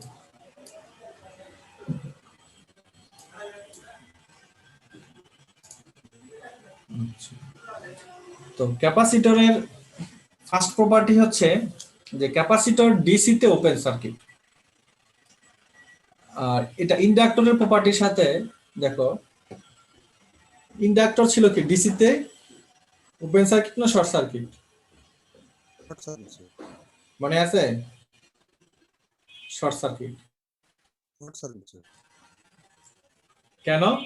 ভেল DI by DT, L DI by DT. তো আর ডিসি তে যদি দেই, ডিসি কারেন্ট যদি হয় তাহলে direct current zero, voltage zero. এই জন্য ইন্ডাক্টরের ক্ষেত্রে ভোল্টেজ জিরো, তার মানে শর্ট সার্কিট হয়ে গেছে।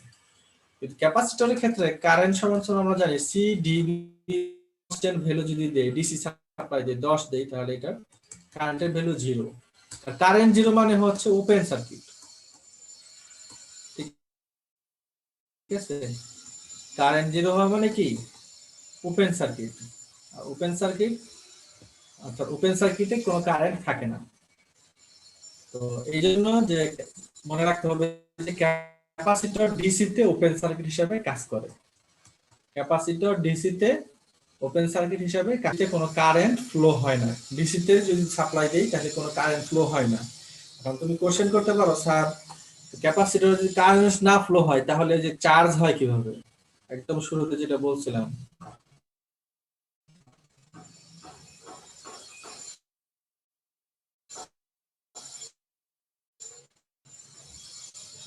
এই যে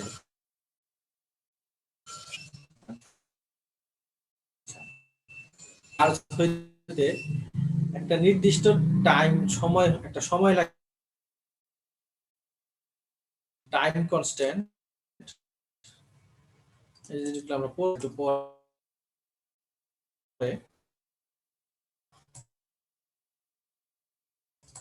এটা টাউ 5 টাউ। যদি এখানে দুইটা কথা, একটা থাকে, ঠিক আছে? এরকম দেখি যে ক্যাপাসিট্যান্সের যে ভোল্টেজের গ্রাফ টাইমের সাথে এরকম হয়, তাহলে আমরা দেখবো এরকম, ঠিক আছে। 10 ভোল্ট তুমি যদি দাও তাহলে এই 10 ভোল্ট হতে একটা নির্দিষ্ট পরিমাণ সময় লাগবে, এটা হচ্ছে 5 টাউ, ঠিক আছে। আর এই টাউ এর মানটা হচ্ছে আরসি, ইন্ডাক্টর ছিল এল বাই আর, এখানে হচ্ছে আরসি। এই টাইম সময় লাগে এই যে জিরো থেকে এই 10 ভোল্টে পৌঁছতে, এই টাইমটা কম। তো নরমালি জিনিসগুলো তোমাদের জন্য কঠিন যাচ্ছে মনে হচ্ছে, সবগুলি করতে হবে। দুইটা কন্ডিশন, একটা হচ্ছে যদি ভোল্টেজের গ্রাফ দেখি আর টাইমের গ্রাফ দেখি, যে ভোল্টেজ ক্যাপাসিটরের অ্যাক্রসে যখন ডিসি সাপ্লাই দিব, ক্যাপাসিটর ডিসি সাপ্লাই যখন দিব, তখন এই একবার এটা হবে, দেখো একটা নির্দিষ্ট পরিমাণ সময় লাগবে এই টাইম কনস্ট্যান্ট।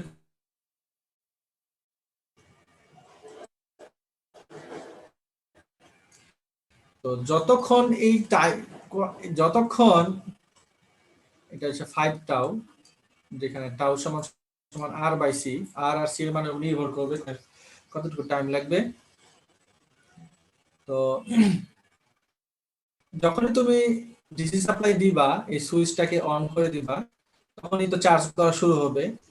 তো চার্জ এখানে যখন চার্জ হয়ে যাবে তো এই কেমন ভোল্ট দাও, এখানে 10, এই 5 টাউ পরিমাণ সময়ে এখানে 10 ভোল্ট থাকবে। আর 5 টাউ সময়ের আগে, খেয়াল করো 5 টাউ সময়ের আগে এখানে দেখো যে ভোল্টেজটা হঠাৎ করেই কিন্তু 10 ভোল্ট হবে না, তুমি দেওয়ার সাথে সাথে 10 ভোল্ট হবে না, এটা নির্দিষ্ট টাইম সময় নিছে, যদিও অনেক কম, কিন্তু একটা নির্দিষ্ট টাইম পরে সে কি হয়েছে এখানে 10 ভোল্ট হয়েছে। এখানে দেখো আমার ভোল্টেজের একটা চেঞ্জ আছে, এখানে দেখো টাইমের সাপেক্ষে টাইম চেঞ্জ হচ্ছে কিন্তু ভোল্টেজের কোনো চেঞ্জ নাই। তো এই জন্য এই কন্ডিশনে I equal to C D V by D T, ভোল্টেজের যখন কোনো যখন চার্জ হওয়া শেষ ক্যাপাসিটরে, তখন এর হচ্ছে কারেন্ট ফ্লো হবে না, কারণ চার্জ হওয়া শেষ হওয়া মানে কি ভোল্টেজটা স্টেডি স্টেট কন্ডিশনে, আচ্ছা স্টেডি এটাকে বলে steady state condition, steady state, steady state অবস্থায় পৌঁছায় গেছে, ঠিক আছে। অর্থাৎ এখানে চার্জ হয়ে ভোল্টেজটা যখন 10 ভোল্ট হয়ে গেছে তোমার জিরো, তখন এখানে কারেন্ট জিরো। কিন্তু এই যে স্টেডি স্টেট পয়েন্ট, এটাকে পৌঁছার আগে খেয়াল করো, আগে এখানে আমাদের একটা কি আছে, ভোল্টেজের চেঞ্জ আছে, যার কারণে এখানে আমরা একটা কারেন্ট পাবো, এখানে একটা কারেন্ট পাবো। অর্থাৎ দেখো আমি আস্তে আস্তে ভোল্টেজটা বাড়তেছে, আর তখন খুব দ্রুত আকারে, ঠিক আছে, দ্রুত আকারে কি করবে সে এই চার্জ গুলা এই ব্যাটারিতে ফ্লো হওয়ার জন্য চেষ্টা করবে। তো কারেন্ট আপাতত হাই থাকবে, পরে যখন যত আস্তে আস্তে চার্জ হয়ে যাবে, একদম শেষ হয়ে যাবে, অর্থাৎ এখানে পৌঁছে যাবে যে এখন ভোল্টেজের আর পরিবর্তন হচ্ছে না, তখন কারেন্টও জিরো হয়ে যাবে, এখানে কারেন্ট জিরো, ঠিক আছে। প্রথমে একটু কারেন্ট থাকবে ডিসিতে, আর পরে কারেন্ট কি হয়ে যাবে, জিরো হয়ে যাবে। ভোল্টেজটা চার্জ হয়ে একসময় স্যাচুরেশন হয়ে যায়, তখন এটাকে স্টেডি স্টেট কন্ডিশন বলা হয়। আর যতক্ষণ লাগে এই ভোল্টেজটা চার্জ হতে পুরোপুরি একটু টাইমকে বলা হয়, একটু কন্ডিশনকে বলা হয় ট্রানজিশন, ট্রানজিয়েন্ট কন্ডিশন। সিমিলারলি এটা হচ্ছে ট্রানজিয়েন্ট কন্ডিশন, আর এটা হচ্ছে এখান থেকে যদি বলি এগুলো হচ্ছে স্টেডি স্টেট কন্ডিশন। বুঝতে পারছো? অর্থাৎ ক্যাপাসিটর অবশ্যই ডিসিতে ক্যাপাসিটর অবশ্যই ওপেন সার্কিট, এটা একটা প্রপার্টি, কিন্তু ট্রানজিয়েন্ট কন্ডিশনে না, স্টেডি স্টেট কন্ডিশনে। ঠিক আছে? ক্যাপাসিটর ডিসিতে ওপেন সার্কিট, কারণ ডিভি বাই ডিটি যদি কনস্ট্যান্ট হয় তখন আমার এই কারেন্টটা জিরো, ওপেন সার্কিট বলা যায়, কোনো কারেন্ট ফ্লো হবে না। কিন্তু স্টেডি স্টেট কন্ডিশন আসার আগে যতক্ষণ না এটা পুরোপুরি 10 ভোল্টে চলে আসছে, কারণ 10 ভোল্ট সাপ্লাই দেওয়ার সাথে সাথে কিন্তু 10 ভোল্ট হবে না, চার্জ হইতে একটু সময় লাগবে, একটা চার্জিং কারেন্ট তখন থাকবে। যখন চার্জ কমপ্লিট হয়ে যাবে তখন আর কোনো চার্জিং কারেন্ট হবে না, থাকবে না। ঠিক আছে? এটা হচ্ছে ট্রানজিয়েন্ট কন্ডিশন। ট্রানজিয়েন্ট মানে কি? টাইমের সাপেক্ষে ভোল্টেজ অথবা কারেন্টের চেঞ্জ আছে, ট্রানজিয়েন্ট।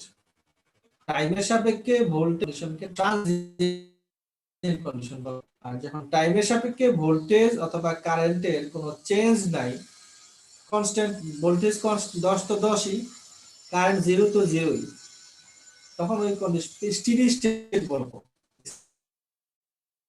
স্টেডি স্টেট আর নড়াচড়া নাই, স্টেডি স্টেট অবস্থায় পৌঁছে গেছে, এটা হচ্ছে স্টেডি স্টেট। তো ডিসিতে ক্যাপাসিটর হচ্ছে ওপেন সার্কিট। আর ডিসিতে যদি ক্যাপাসিটর ওপেন সার্কিট হয় তাহলে একটা অঙ্ক যদি আমরা করি ছোট,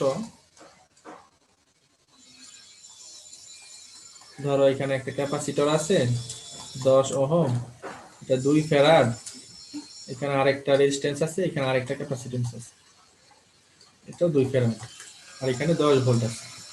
তা আমি বললাম এই মধ্যে দিয়ে কি পরিমাণ কারেন্ট যাচ্ছে। ঠিক আছে? কি পরিমাণ কারেন্ট যাচ্ছে, আর এই ক্যাপাসিটর অ্যাক্রসে ভোল্টেজ কত, ভি নট সমান কত, আর এই এই রেজিস্ট্যান্সের মধ্যে দিয়ে 10 ওহমের কি পরিমাণ কারেন্ট যাচ্ছে। তো আমরা যখন ক্যালকুলেশন করব তখন তোমাকে অবশ্যই বলে নিতে হবে কনসিডারিং স্টেডি স্টেট কন্ডিশন। মানে স্টেডি স্টেট কন্ডিশনের জন্য এই ক্যাপাসিটরটা কি হয়ে যাবে? ওপেন হয়ে যাবে, কারণ ডিসি সাপ্লাই স্টেডি স্টেট কন্ডিশনে কারেন্ট 0, ওপেন হয়ে যাবে।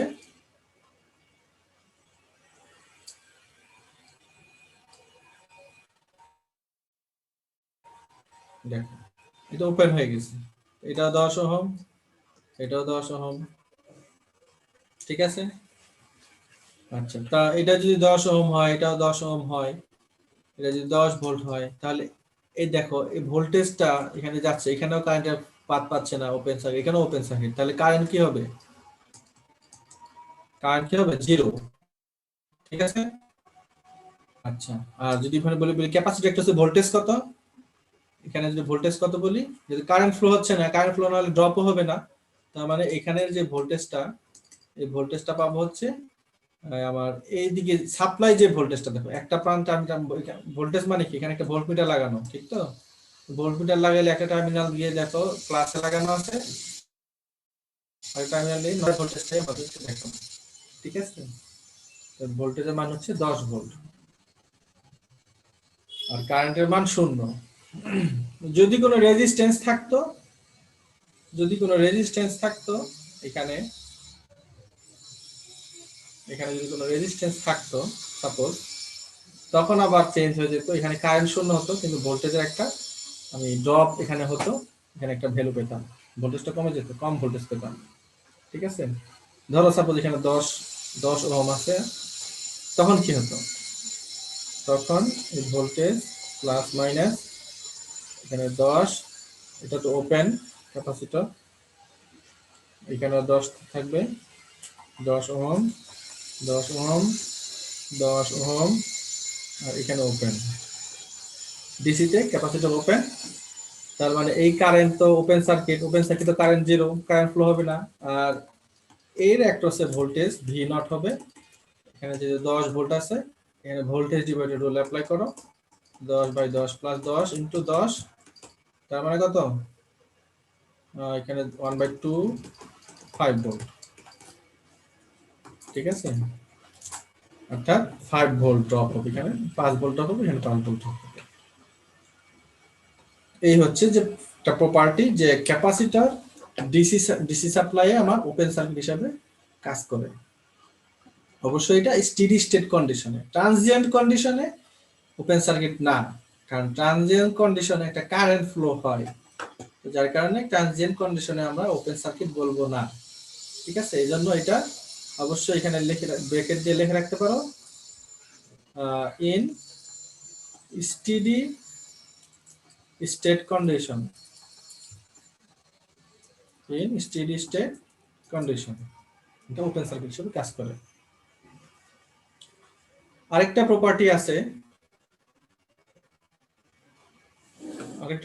আছে, ট্রান্সিয়েন্টের ক্ষেত্রে কি তাহলে অঙ্ক প্রপার্টিটা আসবে আজকে থাক। নাকি? হ্যাঁ, ট্রানজিয়েন্টের জন্য আমরা একটা চ্যাপ্টার আলাদা পড়বো, চ্যাপ্টার 7 পড়বো, খুব শীঘ্রই আমরা পড়বো। ক্যাপাসিটরটা যদি শেষ হয়ে যায় তাহলে আমরা নেক্সট ক্লাস থেকে চ্যাপ্টার 7 পড়তে পারবো। ওখানে কি রকম হয়, ওখানে কি রকম কারেন্ট হয়, কি পরিমাণ ভোল্টেজ হয়, এই জিনিসগুলো আমরা ক্যালকুলেট করা বের করা শিখবো, ঠিক আছে? এটা তোমাদের আলাদা একটা চ্যাপ্টার আছে। এটা হচ্ছে স্টেডি স্টেট কন্ডিশনের জন্য যে আমাদের ভোল্টেজ কারেন্ট বের করা। আচ্ছা, আরেকটা প্রপার্টি আছে, ওইটা আমরা শেষ করে দেই, তাহলে ক্যাপাসিটর আজকে শেষ হয়ে যাবে। এবং নেক্সট চ্যাপ্টার থেকে আমরা নেক্সট ক্লাস থেকে আমরা এই ট্রানজিয়েন্ট কন্ডিশন, আরেকটা প্রপার্টি 2, এটা হচ্ছে যে ক্যাপাসিটর ইনস্ট্যান্টেনিয়াস ভোল্টেজকে বাধা প্রদান করে, ঠিক আছে? ক্যাপাসিটর ইনস্ট্যান্টেনিয়াস ভোল্টেজকে বাধা প্রদান করে। আচ্ছা থাক, এখানেই থাক, এই জিনিসটা বলতে হলে আরো অনেকক্ষণ লাগবে, আমি জাস্ট প্রপার্টিটা লিখে শেষ করে দিচ্ছি। এ capacitor does not change the instantaneous voltage. Capacitor does not change the instantaneous voltage, অর্থাৎ ভোল্টেজের তাৎক্ষণিক পরিবর্তন ক্যাপাসিটর হতে দেয় না। ক্যাপাসিটর ভোল্টেজের যে তাৎক্ষণিক পরিবর্তন, ইনস্ট্যান্টেনিয়াস চেঞ্জ, এটাকে হতে দেয় না, ঠিক আছে? এটা আমরা নেক্সট ক্লাসে করব। আর ক্যাপাসিটরের কিছু অ্যাপ্লিকেশন আছে, অ্যাপ্লিকেশন দিয়ে আমরা শেষ দিয়ে দেব। অ্যাপ্লিকেশন এই দুটো থাকলো। আর আমাদের ক্লাসে আজকে কারো কোনো কোশ্চেন আছে এই যা পড়ানো হচ্ছে এই বিষয়ে?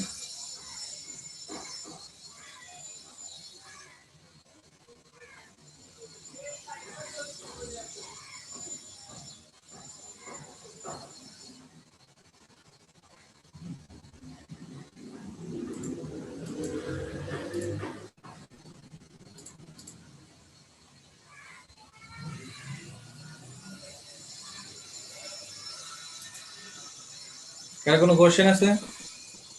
না তাহলে আমি এখানে শেষ করতেছি আজকে। ভালো থাকো, সুস্থ থাকো। তোমাদের ক্লাস টেস্ট কবে? আমার সাথে ক্লাস টেস্ট আছে আজকে ছিল। এই সপ্তাহে।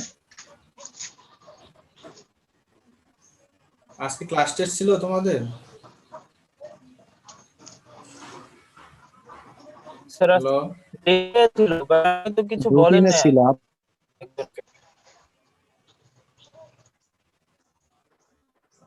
ক্লাস টেস্ট ছিল তো আমাকে বলবা না, আমি ক্লাস টেস্ট নিতাম। আমি তো জানতাম না ক্লাস টেস্ট ছিল। তোমরা তো ভালোই মজা করে ক্লাস করছো, ক্লাস টেস্ট না দিয়ে আমাকে তো আগে বলতে হবে যে স্যার আজকে ক্লাস টেস্ট ছিল, একটু স্মরণ করে দিতে হবে না? সিআর কে? সিআর, তুমি আমাকে একটু স্মরণ করে দিবা না যে আজকে ক্লাস টেস্ট আছে? শুরুতেই তো বলতে পারতা যে ক্লাস টেস্ট নিতেন। স্যার আর বলিনি না স্যার। সিলেবাস দেই নাই? ম্যাগনেটিক সার্কিটের উপরে নিবেন বলেছেন। আহ, ম্যাগনেটিক সার্কিটের জন্য বলেছিলেন। আহ, আমি তো তোমাদেরকে সিলেবাস দিয়ে দিছিলাম ম্যাগনেটিক সার্কিট।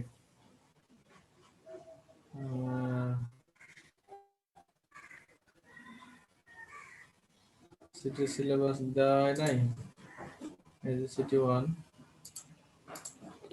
ওয়ান তার মানে এখানে বলছিলাম যে এখান পর্যন্ত যা পড়ানো হয়েছে magnetic circuit. Okay fine, no problem, next ক্লাসে স্যার ক্লাস স্টার্ট কোশ্চেন করবে। বলেন।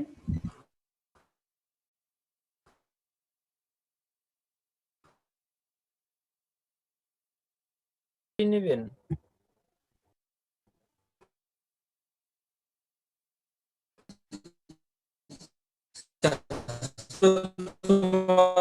তাও লিখে দেখলে মনে থাকবে। আমার তো ধরো অনেক সময় মনে থাকে না, এই ধরো আমি লিখে রাখি, তোমরা মনে করার জন্য। সিটি 1 আজকে হচ্ছে কত তারিখ? 15/7/22 তারিখে 21 magnetic circuit. Magnetic circuit question থেকে মনে হবে, কোশ্চেন থেকে মনে হবে স্যার। থিওরি দেখা যায় না স্যার। স্যার দেখা যায় না স্যার। আমি তো স্ক্রিন শেয়ার দিয়ে রাখছি, সবাইকে দেখতেছো না? হ্যাঁ দেখা যায় স্যার, এবার আচ্ছা। দেখা যায়। দেখা যায় আচ্ছা, স্যার। ঠিক আছে, দেখো যে সিটি 1 22 তারিখে ম্যাগনেটিক সার্কিট থিওরি থাকবে, ম্যাথ থাকবে, 20 মার্কের কোশ্চেন। স্যার বইয়ের ম্যাথ তোমরা জুমে ক্লাস টেস্ট দিছো? বইয়ের ম্যাথ করবা, এক্সারসাইজ ম্যাথ করবা, প্র্যাকটিস করে দিছো। মানে যেরকম ম্যাথ পড়ানো হয়েছে এরকম করবো তাহলে। আর স্যার তোমরা অবশ্যই থিওরি তোমাদের কোশ্চেন হবে। স্যার থিওরি না, থিওরিতে কেমন কোশ্চেন হতে পারে? থিওরিতে তো আমি বলছি ম্যাগনেটিক সার্কিট পড়ানোর পরে আমি কি ধরনের কোশ্চেন হবে এই সম্বন্ধে একটা ধারণা। কেমন কোশ্চেন হতে পারে সেটা জিজ্ঞেস করলাম। তো যা যা পড়ানো হয়েছে এগুলাই, ডেফিনেশন থাকলে ম্যাথমেটিক্স, কোনো সার্কিটাল ল, সার্কিটাল ল, এই বেসিক জিনিসগুলাই থাকবে। ম্যাগনেটিক সার্কিট তো বেসিক একদম। আর ম্যাথ থাকবে। তোমরা অবশ্যই তোমাদের সাথে গ্রাফ পেপার রাখবা ফটোকপি করে। তোমরা অবশ্যই খাতায় পরীক্ষা দিবা, খাতায় পরীক্ষা দিয়ে এই ম্যাগনেটিক সার্কিট যে ম্যাথ আসবে ওই ম্যাথটা গ্রাফে দেখাইতে হবে যে তোমার কোন পয়েন্টে ইন্টারসেক্ট করছে, এটা তোমার দেখাই দিতে হবে। এখানে এত পাইছো তুমি, এখানে এত পাইছো। রেজাল্ট অ্যাকুরেট হইতে হবে এমন না, প্রসিডিউর অ্যাকুরেট হইতে হবে, ঠিক আছে? এবং ওই গ্রাফ ওটা স্টাফলার করে অথবা তোমরা যখন ছবি তুলবা গ্রাফটা আলাদা একটা ছবি তুলে ওইটা সহ আমাকে পিডিএফ করে পাঠিয়ে দিতে হবে। আমি ক্লাস টেস্টটা জুমে নিব, গুগল ক্লাসরুমে তোমাদের কোশ্চেন দিয়ে দিব। এখন তোমরা পরীক্ষা দিয়ে ছবি তুলে ক্যামি স্ক্যানার আছে, ক্যামি স্ক্যানার যারা নাই ডাউনলোড করে নাও, ইনস্টল দিয়ে নাও মোবাইলে, ওরা তোমার পিডিএফ করে পাঠিয়ে দিবা, ঠিক আছে? তোমাদের এর আগে হয়তো বা দিয়েছো তোমাদের প্র্যাকটিস আছে। তো ঠিক আছে, ধন্যবাদ আজকে সবাইকে, আজকে পর্যন্ত।